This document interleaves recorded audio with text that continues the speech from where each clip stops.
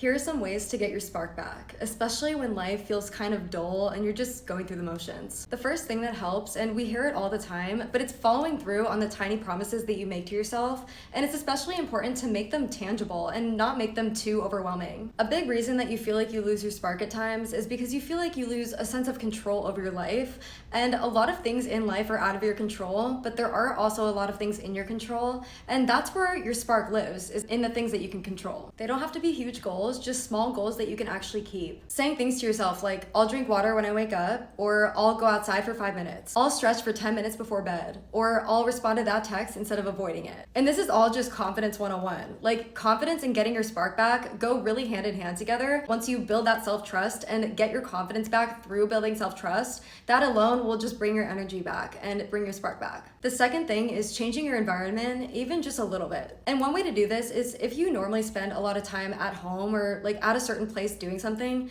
try a new coffee shop and work from a coffee shop or work from a library. Or you could take a different route home, or even just like opening a window can help bring in some light and make the environment feel a little bit warmer. Or you can find a little corner in your home and rearrange it. I feel like when you don't change things up for a long time, you kind of just go into autopilot and you don't really realize the things around you. And when you create new surroundings or just create a new environment, it creates new energy. And I feel like it just invites more warmth and possibility and just novelty to your life. And that also goes hand in hand with making a little change to your appearance. For example, like getting a haircut or changing your hair color. Hair holds a lot of energy, and so that's why even just getting a trim or parting it differently or styling it differently can feel like a whole new reset. You could do your nails, you could do a fake tan. I know I feel so good with a fake tan. And same with like putting on an outfit that feels like you. Maybe dress up a little bit more today than you normally would. Because again, you see yourself in the mirror every day, and so sometimes you just get bored of seeing the same thing. Sometimes I want to change it up. The next thing, and this is important, is to stop waiting to feel inspired first. Inspiration comes after taking action. It rarely comes before. A lot of us think we'll take action once we feel motivated, but motivation is not a starting point, it's a response to taking action. So stop waiting to feel inspired because you're gonna feel stuck. Take action, make it exist first, and then refine it later. Because once you take action, then the motivation will follow. And the last thing is to do one thing today that is purely for joy. Just do something for you, whether it's music or movement